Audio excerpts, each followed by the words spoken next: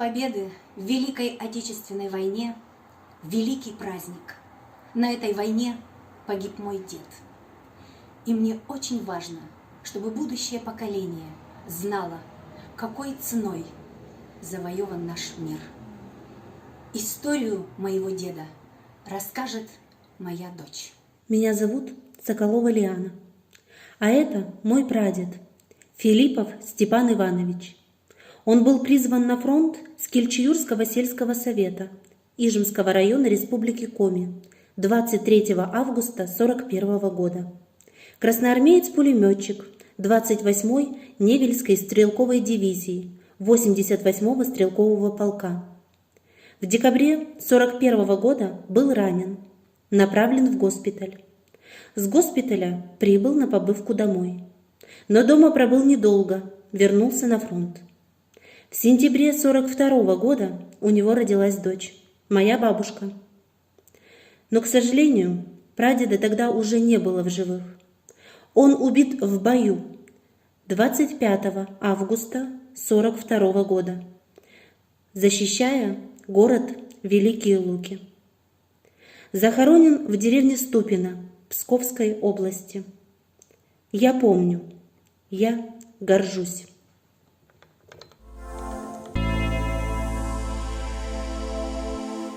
Великая Отечественная война из орден неетищенга. Дорьями родина мунусный мамлен куимвок. Ладыгин Григорий Андреевич. Вечкалы война была чур сэкмыша нелямен коймет волын. А гортово сэмен ветемен волын. Медвокнес Ладыгин Василий Андреевич. Сия вечкалы война была нелямен кыкадволын. Но щенти апталыщен нелямен коймет вола, сия демобилизуйтесны ранение весна. Колис кыкнан коктагыс. Коймет вокнес Ладыгин Иван Андреевич. Вечкалы война была, но декабрь тылыш нелямен дотеклоын. Вошис без вещи. Мекас я шоны зевыжидатти айма дори счастны. Кобяц, дорнисны ащины с тюжан мусы, вермисны вырагас. Зевыжидатти ын я ветеран яслы, да тылы нужалы счастны. Джонь миджалун тыянлы, победа лунын. Мой прадед Филиппов Егор Семенович, 1915 года рождения, был на фронте старшим лейтенантом гвардии. Он прошел всю войну, потом вернулся к себе в деревню и работал продавцом сельпо. У него было 6 детей. Умер он в 1971 году. Все дальше от нас уходит в историю Великая Отечественная война. Поколение, которому принадлежу я, знает о войне, к сожалению, уже не из уст участников и очевидцев, а по рассказам их детей, фильмам, книгам. Но все-таки знать о ней надо. В нашей стране нет, наверное, семьи, которая обошла бы стороной эта страшная война. Не обошла стороной и нашу семью. На этой фотографии семья моей бабушки Ангелины Федотовны. Тут мои прадед Федот Петрович, прабабушка Екатерина Николаевна и их дети. Николай, Иван, Мария, Людмила и Дина. Нет только моей бабушки. Ей было всего несколько месяцев.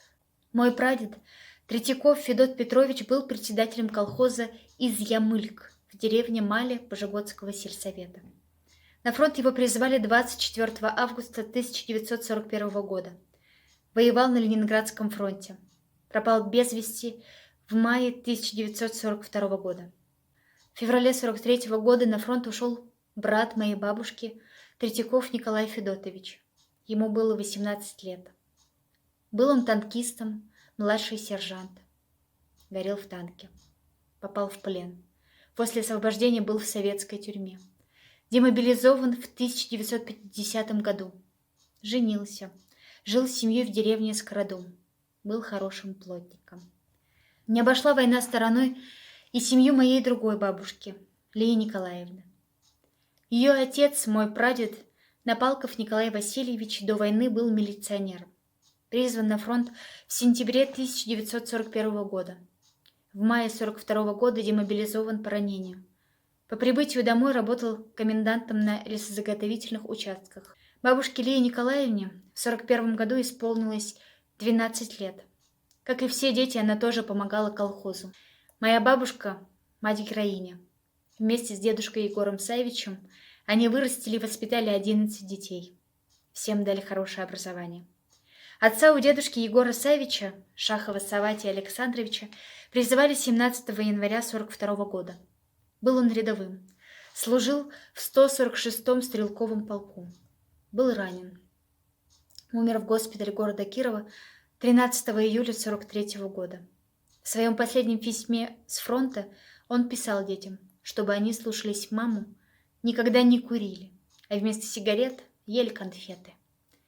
В семье было 5 детей: Павел, Серафима, Егор, Александр и Зинаида. Когда пришла похоронка на отца, мой дед полдня проплакал на огороде.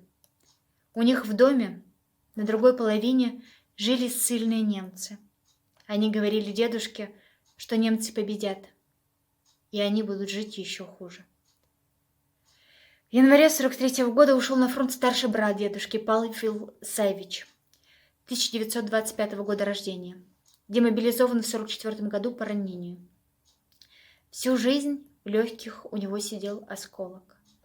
К великому сожалению, обстоятельства гибели и места захоронения многих погибших пока точно не установлены.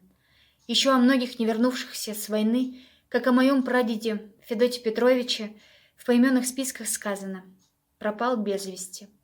Работают поисковые отряды. В лесах, на болотах они ищут останки погибших воинов. Мне посчастливилось 2 раза побывать на раскопках в Старорусском районе под руководством Евгения Николаевича Сафронова. Не описать словами эмоцию, которую там испытываешь. Когда есть зацеп, когда поднимаешь бойца, находишь медальон. Своего бойца я еще не нашла, так что уверена, что еще не раз бываю на раскопках. Наша семья надеется, что когда-нибудь такой же поисковый отряд найдет и останки моего прадеда.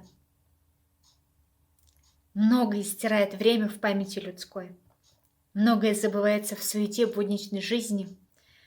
Но даты 1941, 1945 останутся вписанными навсегда в историю человечества, в историю России и Республики Коми, в историю моей семьи.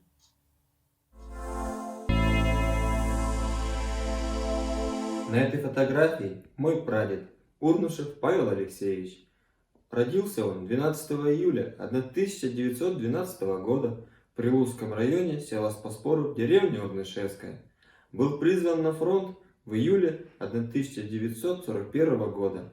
Известий о нем мало, но точно известно, что он принимал участие в битве на Курской дуге.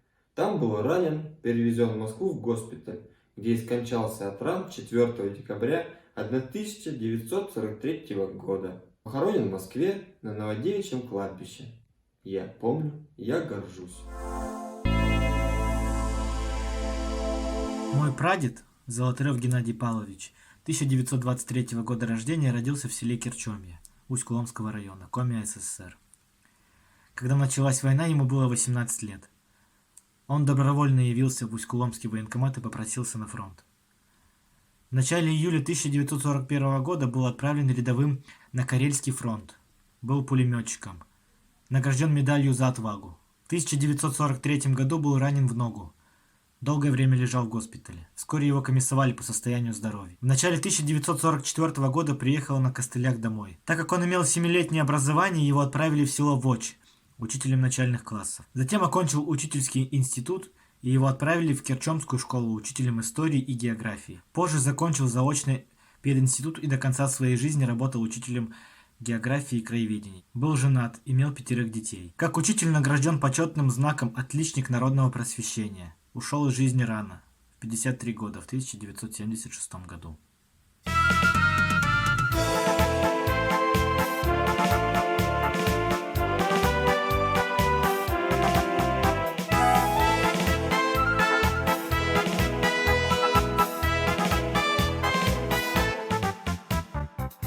верхом лунним, учем милин вилизев, і бордовим чук і вара винтезев.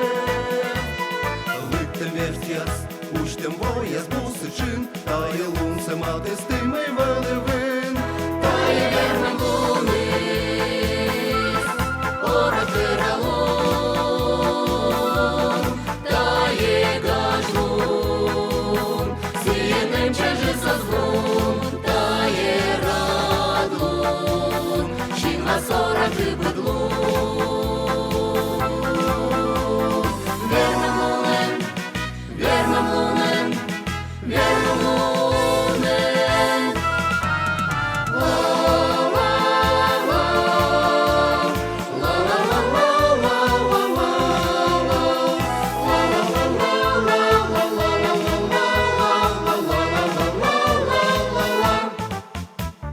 чужан луним, лен став єзис поджисой, ето вернем ниме здорем лунивой. Ще під лун яс, їлись фейки дивні джин, та є лунце мати з тими велевин, та є вернем лунис, ора тиралун, та є гажлун, сієнем чеже созвон, та є радлун, щінга сора кипедлун. Вернем лунем, вернем лунем, вернем лунем.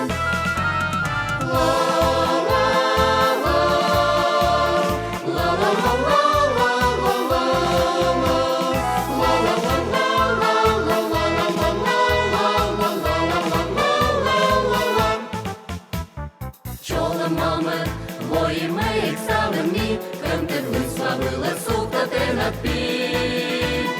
Чорет тишин, вуджин мій Європа джин, та є лунце мати з тими велевин, та є вернем лунис, ора тиралун, та є гажлун, сієнем чеже созвон, та є радлун, щінга сора кипедлун. Вернем лунем, вернем лунем, вернем лунем, та є вернем лунис, ора тиралун, та є гажлун, сієнем чеже созвон, та є радлун, щінга сора кипедлун. Вернем лунем, вернем лунем.